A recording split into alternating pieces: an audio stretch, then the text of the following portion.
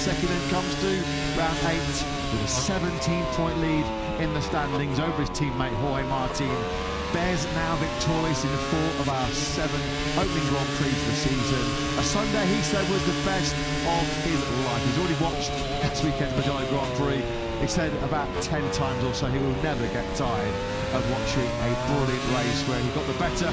Once again, of his brilliant teammate Jorge Martin, who is still offering the most resistance in terms of this year's championship. A brilliant job all round by Martin last time out in Mugello, and what was a real confidence rebuilding mission for him in Tuscany. A double podium after a double DNF in Catalonia, showing that Jorge Martin definitely is here to stay as a world championship contender.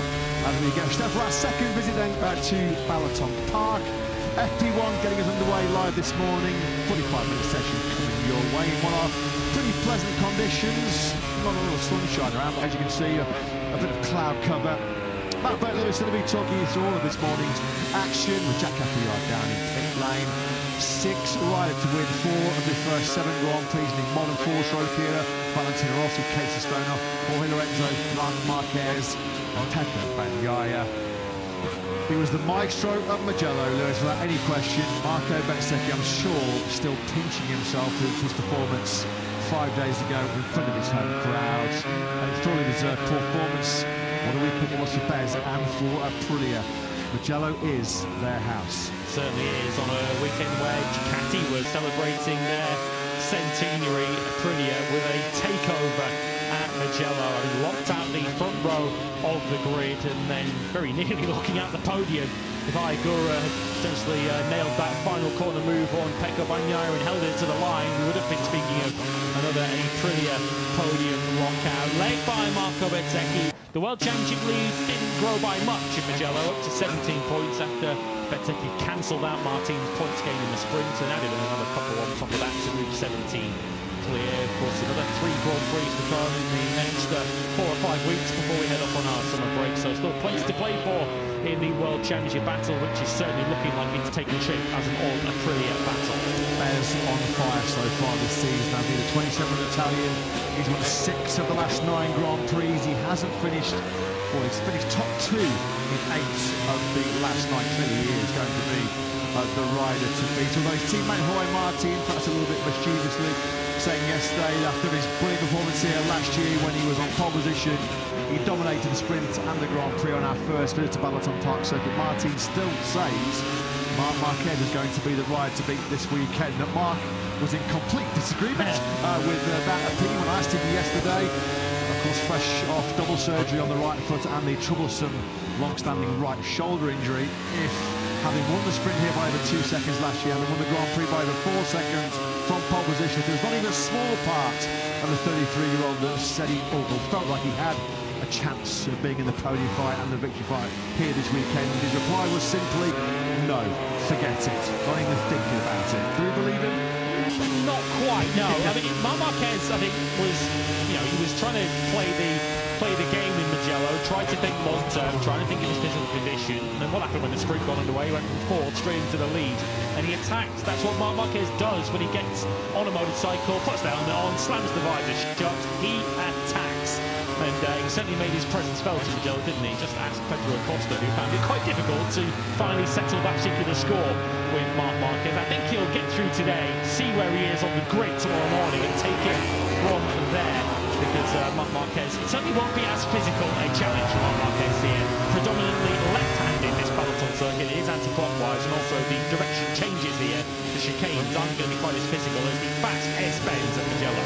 Anti-clockwise tracks usually spells trouble for the opposition when Marc Marquez is around 34 of his 73 MotoGP victories have been taken on anti-clockwise circuits. Of course, most of those have covered Saxorin, Austin and Aragon and Valencia as well. He just loves circuits that go left, left, left. Bit of a resurface we've had at turns 1 and turn 6 recently after the recent signal light encounter here at Balaton Park. So the riders will be just working out, assessing what grip those resurfaced areas will offer here this weekend as we look at Fabio Di Giannantonio. Very, very briefly, we talk about what 2026 Aprilia and Bezzecchi are having. I'm holding Ducati on the right now, Lewis. Without any question, is Digia a lead Ducati in the championship, one of once again, another pair of top 5 finishes in front of his home crowd. 3rd in the sprint, 5th in the Grand Prix. Probably expected a little bit more than that 5th place on Sunday, but he says at the moment a pretty clear advantage is with the turning, the stopping and the front tyre performance on that RSGP. He feels at the moment the Ducati riders having to take too many risks as it's getting really busy. Really hectic early on here, and that's contact, as you can see, with Toprak Razgatlioglu, and Ayaguru quickly looks over his left shoulder. This is all at super slow motion speed. This is obviously happening a lot quicker, a lot faster at full speed, as very, very quickly Toprak acknowledges, sorry about that. A bit slow to wake up this morning, isn't it? I think it's into 15 and 16, isn't it, at the end of the lap, and the new Superfile sponsored livery almost took a bit of a knock to it. Some scratches from the Pramac Yamaha of Toprak at the back of the picture on the number 7. Yeah, getting very close and congested into the end of the lap. I think it was right here into the chicane of 15. Maverick Vinales is tackling now. But yeah, returning to Fabio Antonio.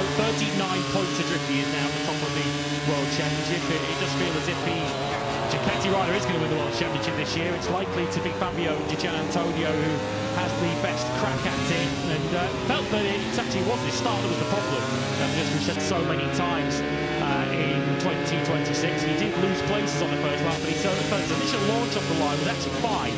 He just got boxed in, the riders in his way as he was trying to position himself in the best possible spot for that run up to, and then the drop eventually downhill, once he then braked for San Donato. Ended up dropping down to 11th or 12th, didn't he, at the end of the first lap. And in many respects, he and Ayagura are on parallel charges up through the field in Mugello. Yeah, the Roman was fast here last year as well. He was 2nd in the sprint from the front row of the grid. Then all kinds of drama came the way of Digia in our first Hungarian Grand Prix since 1992 last year, when he had the problem with his number 1 bike on the side lap, eventually having to start from pit lane. He clawed his way back through to 15th. That's a stat that's going to bring a smile to the face of Pekka Bagnaia after he just about clung on to that very hard-earned podium last time out in Mugello. He came under all kinds of late pressure, really, from Ayagura. He kind of outfoxed the Japanese rider in that last corner. There's a great tire through Puccini on the very last lap, and Agura went on the inside. Bagnaia said afterwards, well, it was all part of the strategy. I mean, if I break the lane as I dared, Agura was going to come flying on through, and on the cutback I was going to be able to get him back and then try and hold him off to the line. A little bit of housekeeping to cover off. Of course, unfortunately, we are still missing Alex Marquez, who his brother Mark reported yesterday is making excellent progress from the multiple injuries that he suffered in that horrible crash in Barcelona. Michele Pirro, of course, the Ducati test rider, stepped in to fill the void last weekend. Pirro unavailable this weekend because of some domestic brake accident in Italy. So Iker Lecuona, who has previous race experience here this season at Balaton Park. He comes into Brazilian Ducati, 3 podiums in World Superbikes earlier on this year for Lecuona. Won't come as any surprise, knowing that all 3 of those were 2nd places behind Nicolo Buliga and Cal Crutchlow. Something maybe of a surprise for MotoGP fans. Cal Crutchlow having to withdraw halfway through last weekend's Mugello Grand Prix as he steps in for the injured Johan Zarco. Suffered a muscle tear near the shoulder blade. Did Cal Crutchlow. I think there were some major doubts about whether the 40-year-old Brit will be back in action here in Balaton, but he is. So once again, Crutchlow back in LTO Honda, standing in for Johan Zarco. Might be a story worth following as we go through the weekend. That for Cal Crutchlow, whether he does complete the weekend. Of course, Johan Zarco, a long-term injury absentee at LCR after the start line incident that he had, of course, with Pekka Bagnaia back in Barcelona. Here is the World Championship leader then, Marco Bezzecchi, into one of the several chicanes we have. This is leather left right of 12 and 13. You're now on the left-hand side of the tyre through 14, and it's important here to get yourself back over to the left-hand side of the racetrack to be on the right possible line for 15 and 16. The Circuit Hotel just off into the distance here as Bezzecchi tackles that particular chicane, and one more left-hand there to complete the lap, which is turn 17. Pedro Costa already firmly out of that, and he's the first rider to lap the circuit this morning in under 1 minute 40. Costa, of course, 2nd he was in the Grand Prix here last year. He was over 4 seconds behind Marc Marquez, one of 6 second places he's taken so far in the MotoGP career now that I'm sure they've just about peeled themselves off the ceiling and just about come down from the euphoria of last weekend's brilliant home Grand Prix in Mugello. What a time it is to be part of the Prilia's MotoGP project right now. Let's get some thoughts on the incredible Mugello experience from the boss, Paolo Granaro, who joins Jack. Yeah, good morning to everybody at home. Great to be here. As you said, right at the top of the show, Bertie, what a contrast from Mugello, the faster flowing nature of that here, to the tight and twisted Balaton. But it's straight back to work, Paolo. Well, firstly, just look at last weekend's Casa Nostra. Mugello is now a Prilia's house. Look out of the front row on Saturday morning. A 1-2 in Sunday's Grand Prix in what has been for so long Ducati's backyard. I imagine that was quite a sweet weekend. Yeah, a brilliant weekend for sure. It was something very special for us. And also Grand Prix, in particular for Marco Bezzecchi. Since Wednesday, we felt the passion of the fans, but we felt that he has to do something to recover from the previous GP.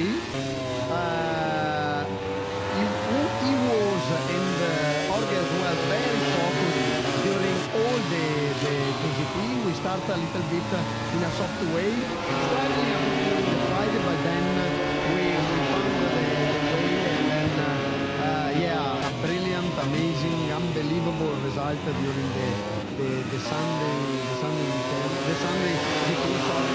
And but we have seen immediately when they use the medium tire that the bike works very well, and the rider comment was very positive on that tire. So as you said, we are sorry to say, coming from a fluent and large corner in Mugello to a different type of circuit, much more stop and go circuit.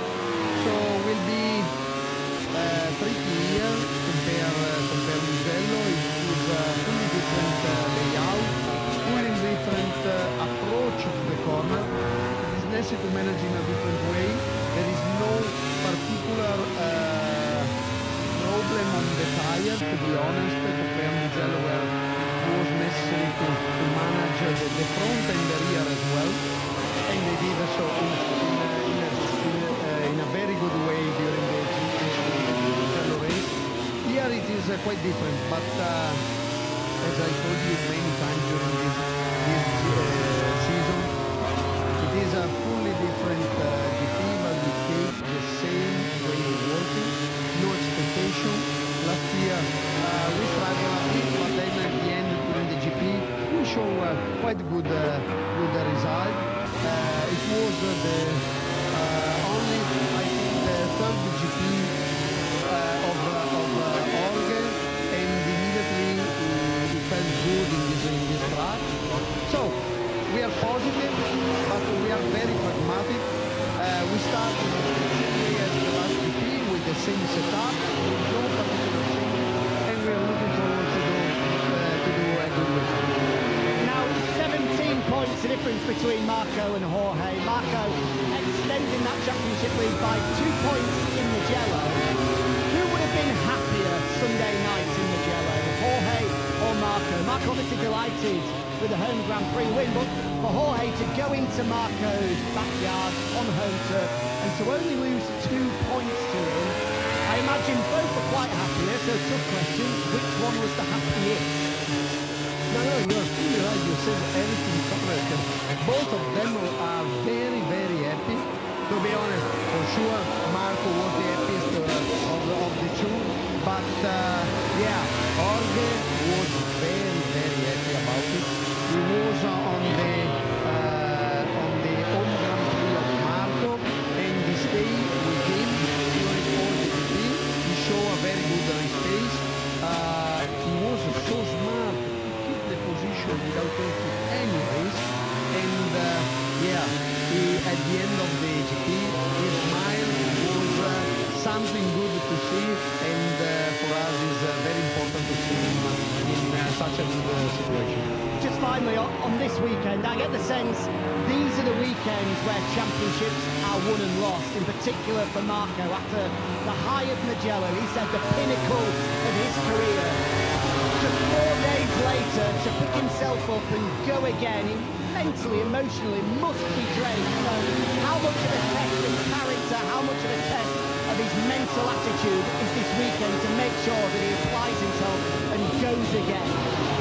Yeah, good question, Jack. Absolutely. After a special weekend of Mugello, it's necessary to come back to a standard mental situation. As I told you before, the key is to keep the same way of working during the Wednesday, the Thursday, the Friday. At the moment, we did a very good starting of the season, very good result, but our eyes is looking at the next one, every time the next one.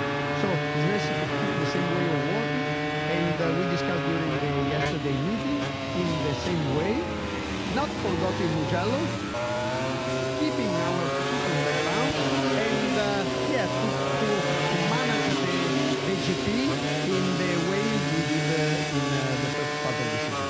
Hello, thanks for your time. I'm sure you are quite right to still be enjoying Mugello last weekend. Thanks. They're never going to get fed up, are they, watching Mugello 2026? Aprilia, Marco second. On a ride that tended to show publicly a lot of emotion, but he was in tears, wasn't he? He was overcome by the occasion and the magnitude of his achievements and what is always a spectacular podium. And those sights and sounds on Sunday under the box in Mugello as thousands and thousands of ecstatic Italian fans gathered to hail their heroes, Marco Bezzecchi and Pecco Bagnaia, of course, up in the training finish home Mugello. Pretty last weekend doubled their podium tally in their home Grand Prix. Their previous 2 home podiums were Jamie McWilliams all the way back in the 500cc era in 1999 and Alex Espargaro back in 2022. So to stick 2 riders on the podium in Mugello and to win there for the very first time. Their 8th win in the last 11 Grand Prix. What a time it is to be part of that Nuali project, as we mentioned. What was striking too was the step they made from Friday to Saturday. After Friday, we were beginning to ask the question whether maybe Ducati had the edge on them. Ducati had 5 of the top 6 on Friday. The first Aprilias were 7th and 8th, and it completely flipped, turned on its head by Saturday morning for Aprilia to lock out the front row of the grid, and we're becoming used to that in 2026. No matter how Aprilia look, and they often do look quite good on Fridays, the longer the weekend goes on, the stronger those Nuali bikes get. 4 riders now are in the 39s. Pedro Acosta making the early headway here in Hungary. It was a good start by Acosta. He's over 6/10 clear of Marc Marquez in 2nd place.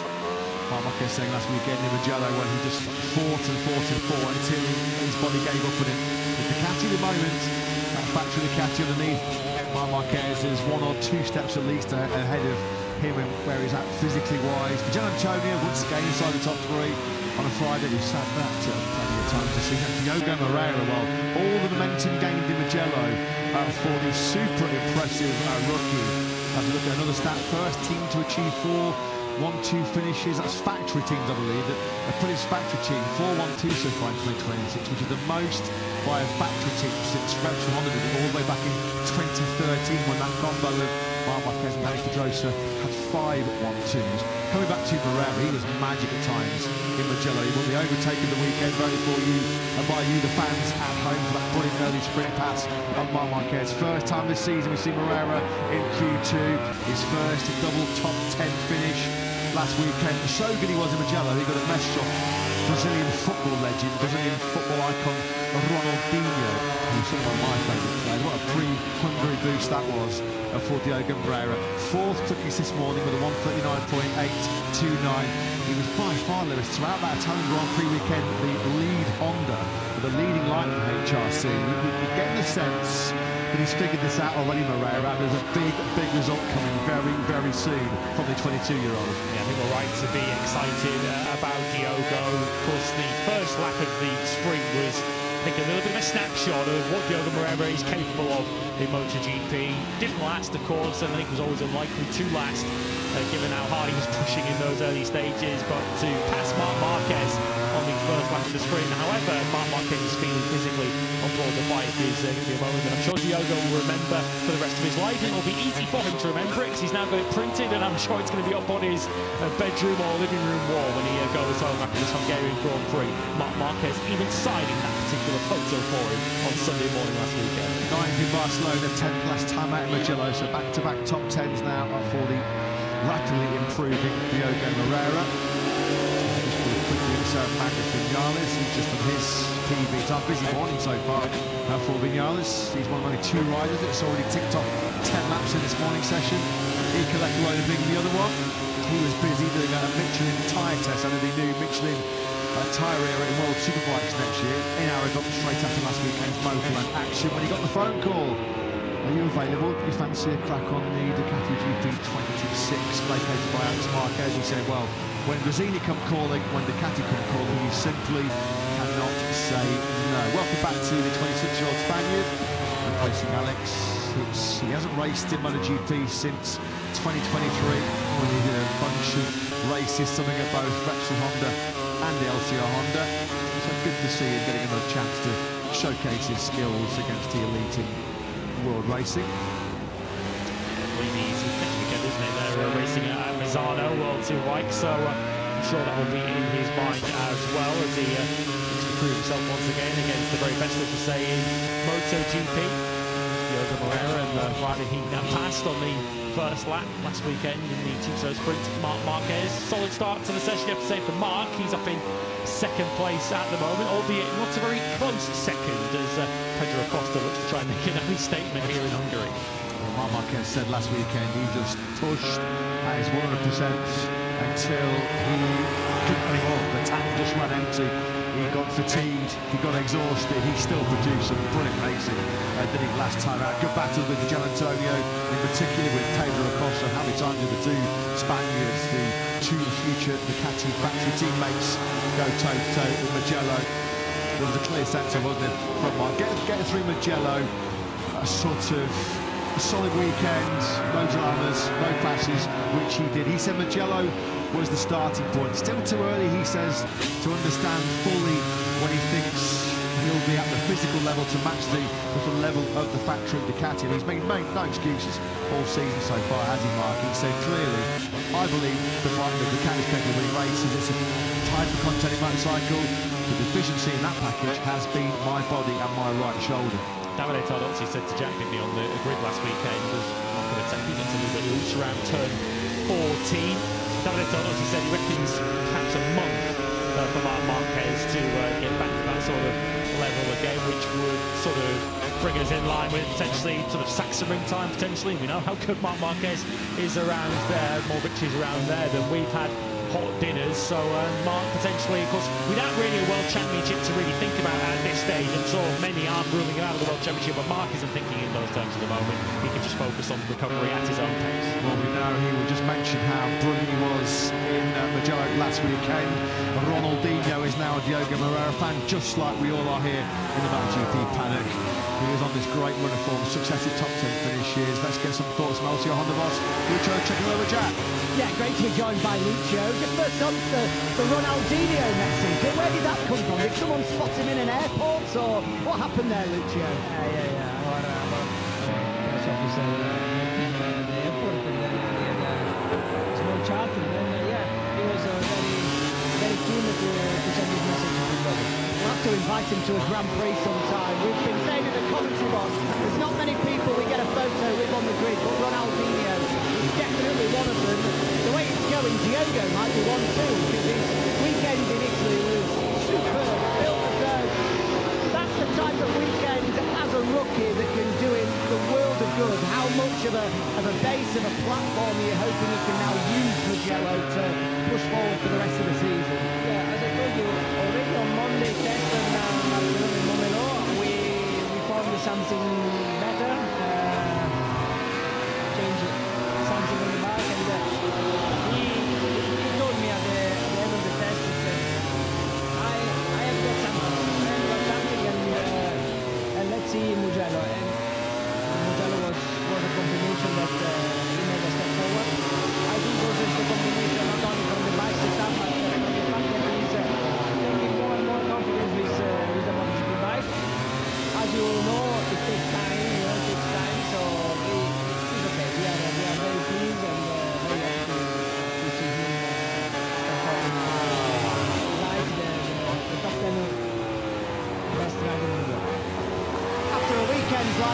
think it's natural. There's a lot of talk about Diogo and where we might be riding next year. We know he'll be remaining with Honda. A lot of talk about whether there's a possibility of him being promoted up to the factory team next year. In your opinion, what do you think the best move for Diogo would be in 2027? Listen, we are collaborating with Honda since 20 years. We have now basically absolutely the same material, the same parts, so there are not really any difference between the factory team and the LCR team. It's a matter of a more prestigious place. This is without any doubt, but we hope to continue with him. But in case Honda will decide to have him in the factory team, for us we will not change our relationship with Honda, and we will look forward for another project. Of course, we've got two important Grand Prix coming up here in May. Brno, but already looking towards next year. The Monday after Brno is a hugely important test, the first 850 test for a lot of riders. Diogo being one of the riders to remain with the same factory next year. If he has confirmation that he'll get the chance to try the 850 on the test post the Czech Grand Prix. Currently, this opportunity is still under examination, still under consideration from HRC. We didn't get any final confirmation. So I honestly don't know if Diogo will test the 850 or not. Looks like, I mean, the logic would be this, but in reality, I don't know. And just finally, great to see the number 35 back as well. I'm sure there are a few people surprised to see Cal back, given just a few days ago he pulled in with pain in his shoulder. So just give us an update on Cal, his condition, and why we're seeing back this weekend. You know, Cal is a guy that will never stop training, despite the guy who didn't ride a MotoGP for many months in the past. The last time he rode a MotoGP was in Valencia with the factory Yamaha test rider 1 year ago. So he's keeping training with the bicycle, but with the bicycle you don't stress the same muscle, you know.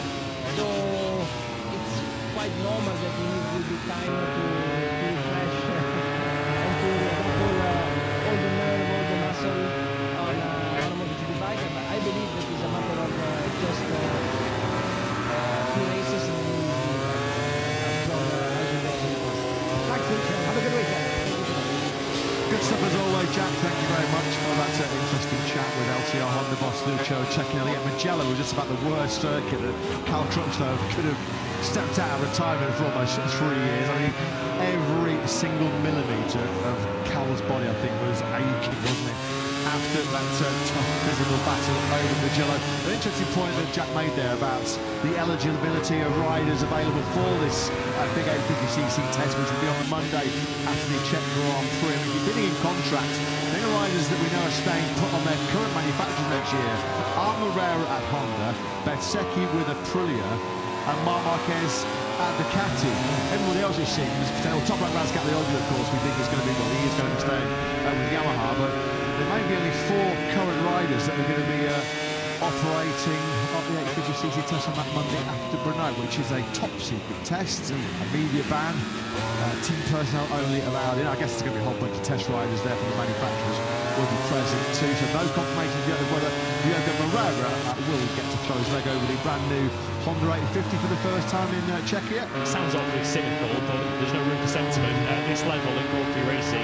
If you've got a rider within your team who's going to a rival manufacturer for next season, why would you let them ride your prototype 850 and potentially take some secrets across to next season? If you're Yamaha, would you want Fabio Quartararo potentially riding your 850 and going over and telling Honda potentially what they're working at? There are so many riders potentially changing manufacturers for next season. The biggest change, of course, in regulations we've had for many years. Of course, different tyre supplier too with Pirelli, which is going to change the face of Grand Prix motorcycle racing in the Premier Class, and the biggest reshuffle in the rider market perhaps we've ever seen in MotoGP, with every factory team changing lineups for next year. A media blackout on the Brno test, but as we know, on the outskirts of the Czechia's second city, Brno, surrounded by woodland and beautiful forests. You just know someone's going to go full camo, full camouflage, and try and get a shot maybe of Marc Marquez on the 850cc Ducati. No Nicola Budiga has had a bit of a play on that new machine. A lot of the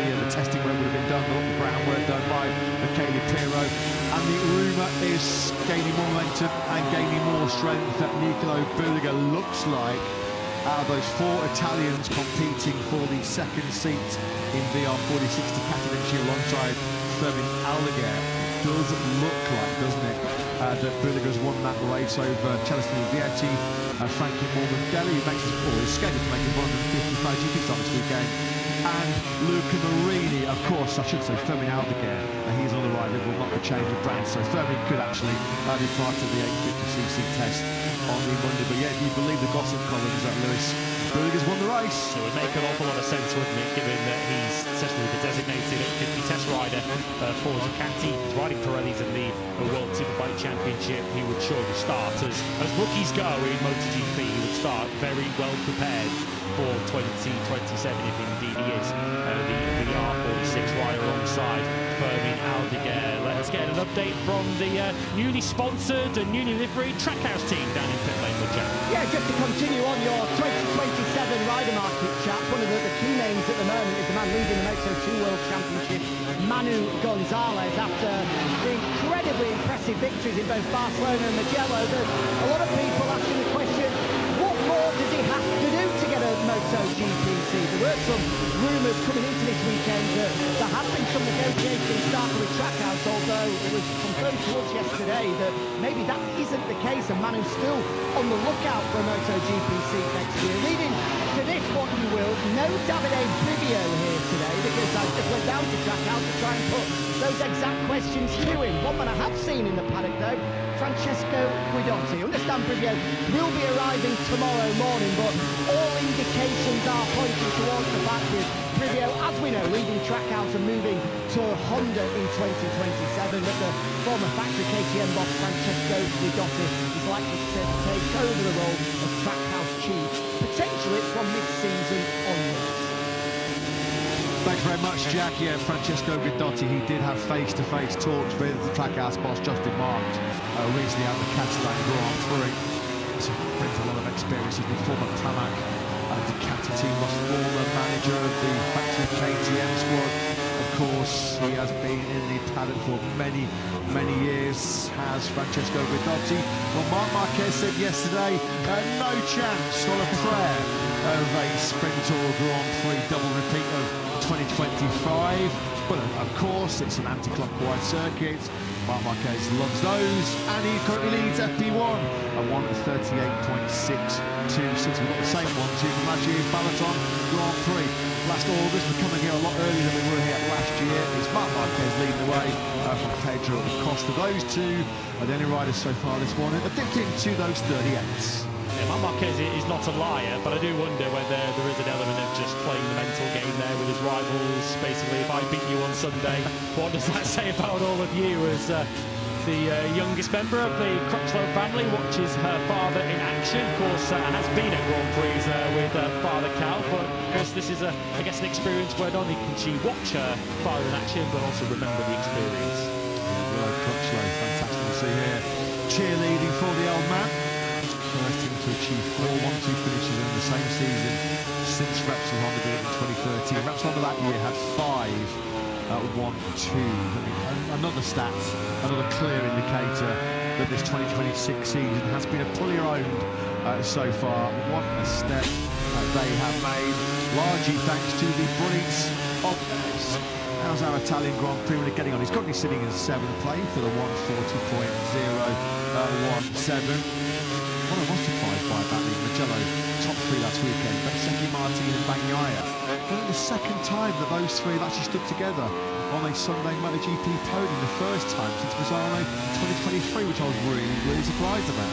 That was the weekend when both, certainly Bagnaia was, and I think Bez as well, they were far from 100%. They very recently hurt themselves in Barcelona. Of course, they were the top 3 of the World Championship, were they, back in 2023? So unusual to not share a podium as often as they have. Yeah, 21 podium positions have been handed out so far in 7 rounds. A pretty account for 12 of them, with Marco Bezzecchi taking 6, Martin 4, and a podium apiece for Raul Fernandez and Aguro, which is why that is the championship situation with 2 Aprilia riders the only two who could potentially lead this weekend's Hungarian Grand Prix as World Championship leader. Babic and Antonio now over a weekend's worth of points back.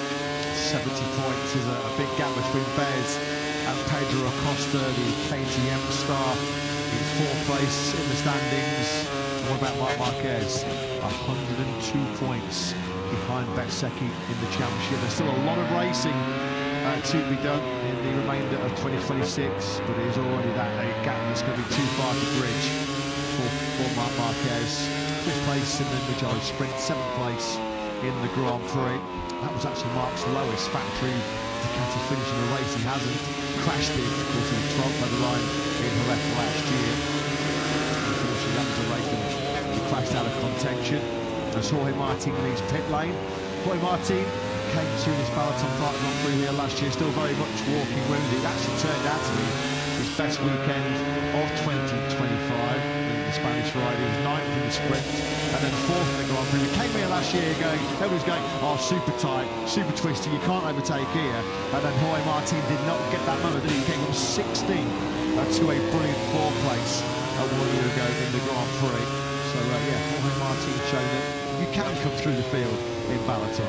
Yes, not that I'm sure he'll want to set himself the challenge of repeating it this weekend. He'll definitely want to start a lot closer towards the front than that, and that is clearly still the area where Jorge Martin is lacking on board this factory Aprilia. Bezzecchi leads Martin 6-1 in the qualifying head-to-head after 7 Grand Prix, and ironically the one race where Martin has out-qualified Bez was Martin's worst qualifying of the year in Barcelona when he was down on the 3rd row of the grid, and Marco Bezzecchi of course was a row further back after he'd crashed in qualifying. It's a Ducati fastest at the moment from a KTM, an Aprilia 3rd and a Yamaha up in 4th. Shout out to Toprak Razgatlioglu after that early meeting of carbon fibre with Ayagura down at the chicane of turn 15. He is up in 4th place. Talking big ahead this weekend was Toprak, seeing that he could potentially eye up a place in the top 10. We've already referenced Nicolo Buliger and Ike Lacquona in World Superbikes, and Lacquona's 3 second places that he's had very recently. Toprak could better that. He took 3 victories here in Superbikes on its way to the title last year. Completely cleaned up here last year, didn't he? Razgatlioglu. He's finished all 7 Grand Prix, but points in only 2. The best of 13 to the bottom. That really should have been 3 points finish. Unfortunately, he was forced to drop from 1 position when he was classified eventually 16th in the standings after the Mugello. He exceeded Trancas on the last lap because his teammate Jack Miller was within half a second. He was in striking distance. Had the gap been bigger, I think he would have let Toprak off with that one, but the stewards, as they quite rightly did so, they did have to inflict the penalty on Toprak Razgatlioglu, which saw him demoted down to 16th place. There was a post-race penalty last weekend as well, which came the way of Ralph Fernandez, who was gutted. He was devastated to have fluffed that first corner, issue downshifting and then affected his braking down into that turn 1 from the front row of the grid. Fresh off the back of his brilliant first sprint victory. No question about it, Ralph Fernandez had the pace to be in the mix for a potential Aprilia lockout. Maybe even he would have been the only rider could have gone with Bezzecchi late on. He was 9th at the end of play in Mugello. He was forced to drop 1 position post-race after the stewards found that he'd been ultra-aggressive early on in lap 3 or 4 as he was coming back through from that poor start. Absolutely clattered into Luca Marini going into turn 10, which meant Ralph Fernandez only came forward Sunday 9th place. You could just tell this. I mean, the tone of his voice, his body language, he was really upset with himself. A massive missed opportunity last weekend for Ralph. Opposite ends of the emotional scale, wasn't it, last weekend for Ralph Fernandez, from the euphoria and the high of winning the sprint on the Saturday, and a bit of a point being proven for Ralph Fernandez, whose place on the MotoGP grid for next season is far from certain to, I guess in his mind, blowing the opportunity to bank that up with a podium or better on the Sunday. He was very apologetic to the team for the missed downshift, the neutral, whatever you want to call it, that certainly cost Ralph Fernandez. Went skating wide, dropped himself way out of the top 15, and it was in his haste to come back through the field and try and make up for that mistake in the first corner that saw him clout into Luca Marini on his way back through the order up into the top 10. Was dropped, as you mentioned, from 8th in the end to 9th. The reason why he was so angry with himself, so frustrated. He said the last time he felt that good on the Imperial RSGP was at Phillip Island.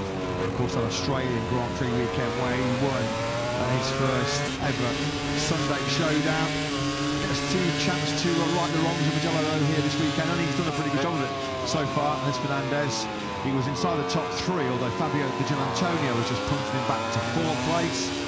Liking the look of late Fermin Aldeguer, who looks like he's now pretty much close to full fitness. He's still hobbling and limping around the paddock after that January femur fracture, but Catalunya podium, sixth in the sprint, eighth in Mugello last time out.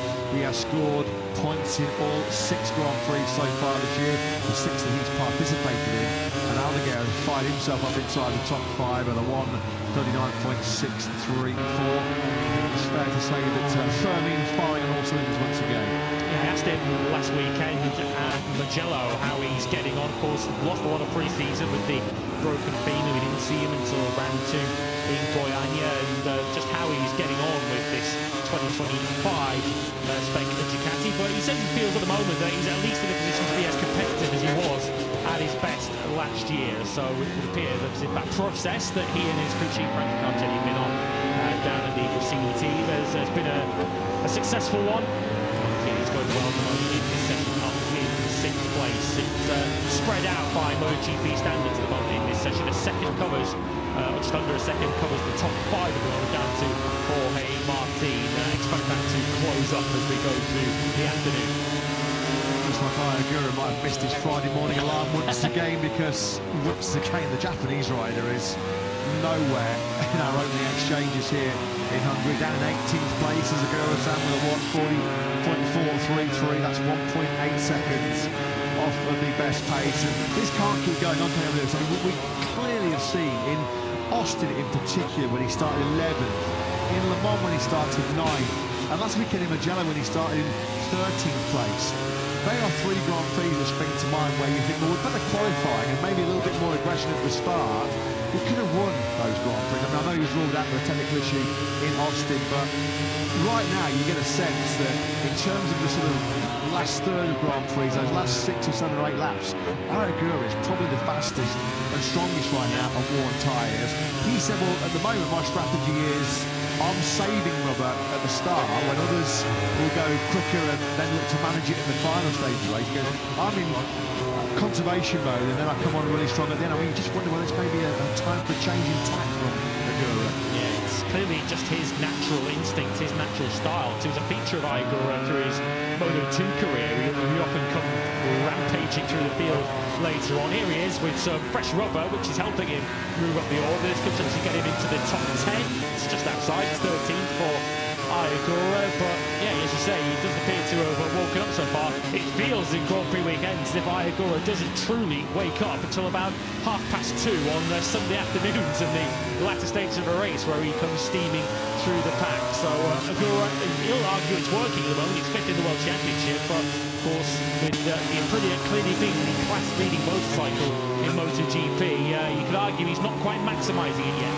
Ducati are doing a series of great unseen videos on their YouTube channel, on their social media channels, behind the scenes this season in 2026. They're crackers. You should tune in and watch it on their official channel. Marc Marquez and Pecco Bagnaia in the broadcaster set last weekend were both referencing the late speed in the cello of Ayagura. Mark said when he passed it was like he was in pain. Pecco Bagnaia, I mean, at one stage, Pecco Bagnaia was over 4 seconds ahead of Ayagura and had to fend him off with, I have to say, a tactical masterclass at that final corner in Mugello, just about clinging on for a time. He would have been heartbroken, wouldn't he, Bagnaia, if he had lost that podium. Would he lead for about 11 or 12 laps in front of his home crowd? We look at Fabio Quartararo go off-roading a thoroughly miserable Italian Grand Prix for the factory Yamaha rider. 18th over the line, his equal first finish in his MotoGP career. 3rd time in every 7 Grand Prix that the Frenchman has now finished outside the points scoring place. 16th in Brazil, 17th in Austin, 18th in Mugello, and it seems like Lewis, motivation issues are starting to creep in. We know he's lacking pace, he's lacking confidence. It's hard to make find any kind of positives right now for Quartararo and Co at Yamaha. And especially given that the full expectation is, as we get into the summer now, that all development on these 2026,000cc MotoGP bikes is going to be switched off as everyone focuses and puts all of their power, resource, brain power into the new regulations and the new generation of MotoGP bikes next season. Why would you pile more millions of euros into a package when you're so far off the pace? So understandably, Yamaha are going to be taking the long-term approach, which means that Fabio Quartararo might have to get used to being in that sort of position. And you mentioned the motivation that was lacking. I guess Fabio Quartararo's mindset would have been, what is it worth to me to take far risks, to take the kind of risk that he needs to take to put that Yamaha back into the points when you're racing for 16th, 17th, 18th in a Grand Prix. You can understand Quartararo feeling at that stage of the race, this isn't really worth me risking an injury, risking a collarbone, risking a risk, doing some damage to myself when I'm not even going to score a single World Championship point. And it's a shame because Fabio Quartararo on pure talent is one of the very best, arguably one of the top 3 riders in MotoGP right now. He did hope that Mugello was going to be an extreme in terms of Yamaha's struggles. And although we've got top bracket inside the top 10, no obvious signs of Quartararo moving up the order so far here. 18th over the line, his worst qualifying through 32 since filling Pilot back in 2024. He's only rider actually, Quartararo. That's missed all 7 sprints and Grand Prix so far this year, but points only 50% of them. Points in 7 of 14. And yesterday some rather concerning comments coming from the 27-year-old, where I think he first tested the V4 powered M1 last September in Misano. So what a good 9-10 months or so ago now, and he was asked yesterday by the media what progress has been made, what improvements have been made. Zero.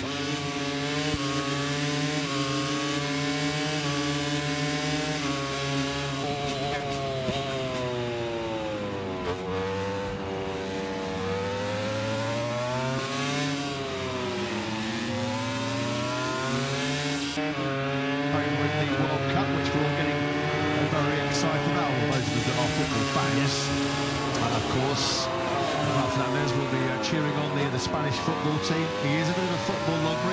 His local team is Espanyol. I've seen him on Instagram a few times back at home in Spain. He's always in the grandstands, egging them on. Yeah, and Marc Marquez, who certainly loves a bit of football himself. Of course, a fan of Barcelona, who has plenty to celebrate in recent times. Well, Marc Marquez looks like he's going to have something to smile about at the end of this morning's session, talking his chances down at the start of the weekend.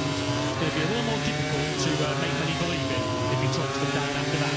Practice 1 goes the way of the reigning champion. Setting his score out rather nicely there. Thursday number 93, a 138.626. Looks like a look at the time screen. Nobody's going to threaten that time from Marc. Ralph Fernandez is second fastest. He's one of just 3 riders that's found laps in the 138s. The third of that trio is another Spaniard. It's Pedro Costa. A checker flag then is out. Fernando again has just taken the checker flag. He runs over that blue ribbon of tarmac on the braking zone into the first corner. Shame that lap's got away from Maverick Vinales. He just runs through on the shortcuts here. Maverick was potentially on course for a PB lap. Unlikely to improve on his 14th place.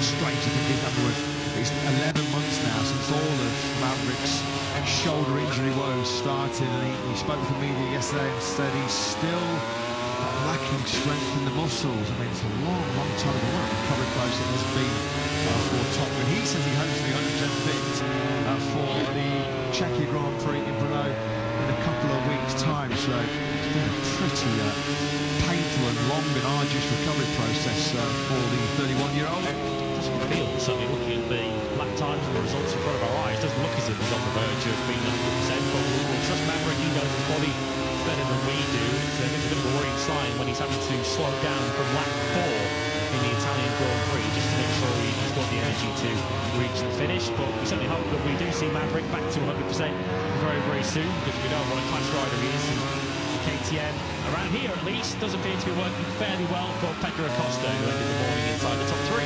World Championship leader Marco Bezzecchi was 9th quickest.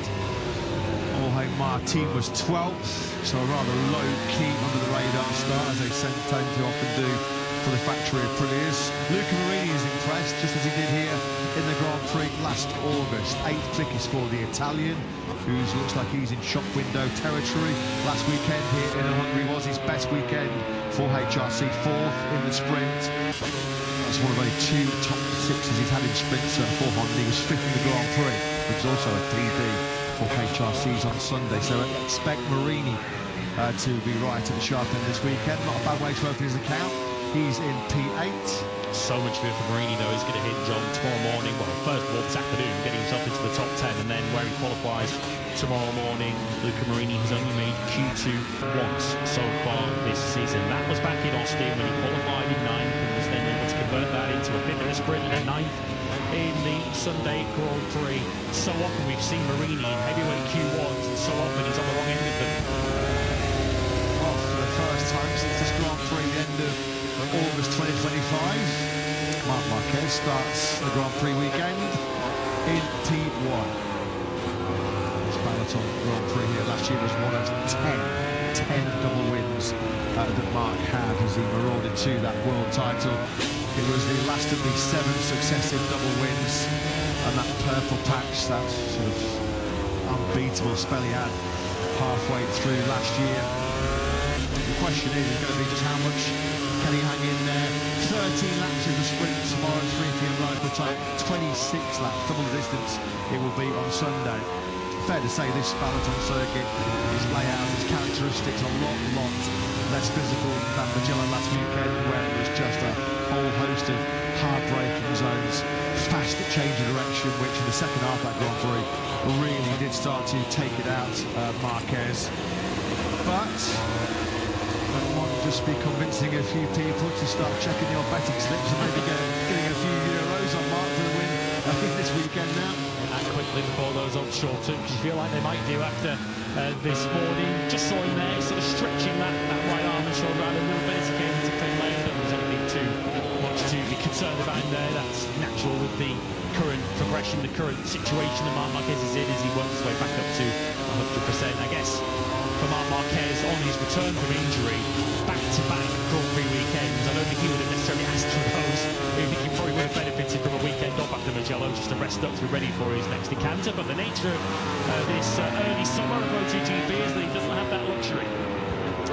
Well, he said pre that latest operation that national, he felt like in the first part of this season he'd been riding 1.5 hours. What is he now, about 1 3/4 maybe? I feel they better watch out when he does get full strength and full power in that right upper limb, because he's just know the part is good. And maybe not win this year championship, because there's a big part to play in maybe who does succeed in. Write him off at your peril as we get then set for the now customary practice start sessions. Antonio was not able to start on the front row of the grid here in the Peloton battle last summer. Technical issue forced him to start from pit lane. A real crying shame that was for Digia, having been on the sprint podium just 24 hours before. In the best confidence, yet to pole position, no problem.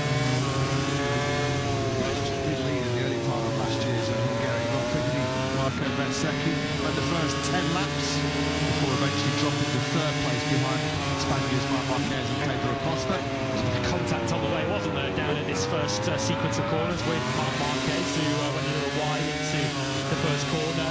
We saw trouble in the sprint last year, didn't we, with Fabio Quartararo barreling up the inside and making contact with a couple of riders, including his fellow Frenchman Joan Zarco. It's because it's so difficult in relative terms to overtake around here that so much often here with Peloton Park is going to hinge on that start.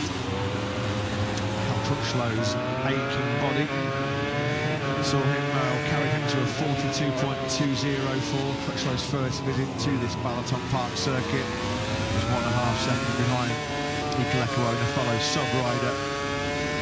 You just wonder whether the pain, the discomfort might get a little bit too much for Cal Crutchlow. He's a warrior, he's a real gritty character, but he was suffering over the last couple of days with that sort of muscle tear near the shoulder blade.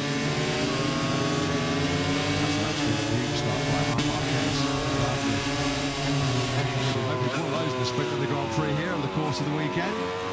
It's around about 300-metre run down to the first corner. Start-finish straight here is around 660 metres, and the start line is pretty much smack bang halfway down the main straight. So Davide Tardozzi is happy with what he saw. This was what he saw. Marc Marquez barely a lift of the front tyre there of that Ducati on the run down to the first corner, which certainly Pecco Bagnaia has had plenty of so far this year. Yeah, fourth on the grid slot there he was. Fourth, he started the Italian Grand Prix last weekend as Alex Rins slots in alongside him. Alex Rins, ever the optimist, not completely given up hopes. He said there are still seats available. He's trying to secure one of them in 2027. A bunch of riders we've talked about over the last few weeks. Marini, Morbidelli, MotoGP Futures and the Serious Rep, Brad Binder 2, Alex Rins, Jack Miller. All the old ones out next year as well. There is Morbidelli just coming in behind Diogo Moreira. Special occasion coming up for Frankie this weekend. He is, as mentioned, due to make his 150th Premier Class start. Start number 221 of the career that carried him to Moto2 glory, of course, back in 2017. Top 6 last year here for Frankie Morbidelli, 16 in that morning session. Ryan will demonstrates once again that the Aprilia, if it's got the best bike off the line, it's very close to it, as it once again barely lifted that front tyre with these ride-high nuances, which we're not going to see too much of for MotoGP 2026 will be the last, and then of course the riders will have to rely much more on talent and feel to get these bikes off the line next year. How much longer will they last in 2026? All kinds of discussions ongoing behind the scenes as MotoGP management consult with teams and riders and factories about steps that are going to be taken after the incidents. Well, he nailed the first one, Marc Marquez. That one not so, as he went sideways. That was tweaked that right shoulder a little bit as he wrestled for control of that factory Ducati launching off the line. So one an A+, one a D-, I would say. Yeah, one to work on for tomorrow when they launch off the grid in the sprint. Marc Marquez will launch one. We'll have to wait and see. That's what it looked like for Marc. The rear tyre spins up, he heads about 45 degrees over to the left-hand side instead of directly forwards. That was not in the plan, as once again, exuding confidence, slotting into pole position, goes Marco Bezzecchi. Just like a lightning bolt off the line. Poles, of course, in our season opener in Bura. And most recently last weekend in record-breaking fashion, that 1:43 lap from Bez in Mugello was something super special, wasn't it? Only twice this year Bez has found himself starting off the front row of the grid. Amazing record, isn't it? You look at his record, top 2's in 8 of the last 9 races, 173 points he's already collected so far this season. Bez was 9th with a 139.368 this morning, around this rather unique and rather quirky Balaton Park circuit. Here he is though, there's your fastest rider in FP1. Fastest rider in FP1 here last August as well, was he number 93. The top 3 has a rather familiar feel to it here in Balaton. Pedro Acosta looking strong once again in 3rd. Fabio Di Gianantonio then once again in the mix of the VR46, GP26. Bagnaia, who clearly has found some confidence of late, the Jerez test and the Barcelona test, giving these Ducati team a bit of time without the time constraints of a Grand Prix weekend, just to find some feel and find some confidence on that GP26. Well, it seems to be coming back, doesn't it? As we saw in that graphic earlier on, back-to-back podiums for the 29-year-old talent for the first time in a year since Assen and Saxony last season. King of Mugello, the first time he's actually in a year. Bagnaia form deserted him certainly through the second half of last season. But Marc Marquez and P1 here in FP1. 60 minutes of practice to come later on this afternoon. Marc Marquez, that's what does it, does the damage, or certainly does the physical damage and the fatigue to your body. It's when you have to then rest up and then go again later on this afternoon for what will be a crucial session. So important. It's important every weekend to get yourself to the top 10 in MotoGP because the field is so competitive. But a circuit such as this, where overtaking, as Jorge Martin proved last year, isn't possible, but it is certainly very, very difficult. Such a premium on grid position around here. So there'll be a few nervous faces across this pit lane later on this afternoon in the latter part of that 1 hour practice when those Q2 places are decided. Toprak, true to his word, he came into this Hungarian Grand Prix very confident that given his previous track experience and some recent steps, he feels like with particularly engine braking settings and some front feeling, he's able to get that Yamaha M1 into the corners a lot better. It's the pre-weekend. I think I've got a great shout of being in the mix for the top 10, which is exactly what he delivered this morning. So a great performance that by Razgat Lioglu. And he is on the screens right now. His best work came late on, lap 18 and 19, and won 39.398. Certainly the closest that Razgat Lioglu has been to the lead times at the end of the opening session. Saw there at the bottom of the screens, he did change front tyre during that FP1 session, but did the entire session, 17 laps, on the same rear tyre, which just underlines what a good job Toprak did this morning. Martin 12th, he's got an awful lot of work to do in sectors 1 and in sectors 3 in particular. Martin half a second and a little bit more. Easy drift in that opening split. 12th, no panic of course for Aprilia. What we have seen from the new manufacturers, they're able to take big strides forward once the weekend evolves. The weekend here in the Grand Prix of Hungary, which has got off to the best possible start for our reigning world champion. Marc Marquez, fastest with a 1:38.626, just over a tenth and a half. He finished ahead of an all-Spanish top 4. Rafa Fernandez second, bouncing back pretty quickly from the crushing disappointment of his only mistake in Mugello last weekend, where he dropped down to 18-19 from the front row on lap 1. Pedro Acosta excelling once again here, Balaton in time the So for the first time since he last came to Balaton Park, Marc Marquez tops free practice 1. Rafa Fernandez second for Trackhouse ahead of Pedro Acosta, who went so well here last year. Ferdinand Algado in 4th ahead of Fabio Gian Antonio and Pecco Bagnaia. So in the end we had 4 Ducatis in the top 6. Agora 7th for Marini, Bezzecchi the points lead at 9th. And the top track Razgat Lioglu, top Yamaha 10th, just ahead of Fabio Quartararo. Martinez we saw 12th for Moreira, who was up in the top 4 early in the session. Fell to 13th ahead of Vinales, Mir Morbidelli, Binder, Bastianini, who we saw outbreaking himself at one point into turn 5. Jack Miller 19th ahead of Alex Rins, Ike Lecuona and Cal Crutchlow. So Marquez making his mark early on here then in the Balaton Park Grand Prix. This was the world champion's work in that session. Stuck to his guns, medium throughout the entirety of the session. Coming about halfway through that best of a 1:38.626. Fast and consistent as a battery, Ducati star. Rafa Fernandez did go for a brand new medium front tyre during that session, benefited from it, as you can see, on run 3 to get himself into the 1:38s. The last rider into the 38s this morning was Pedro Acosta. He went for a fresh front tyre for his 3rd run in that session. Just prior to that he found a 1:38.924. Just the 2 runs for Fermin Aldeguer, but still put in 17 laps in the morning. His fastest came right at the very end to lift himself up to 4. Marc Marquez dominating the opening split. No more than 2/10 of a second of him.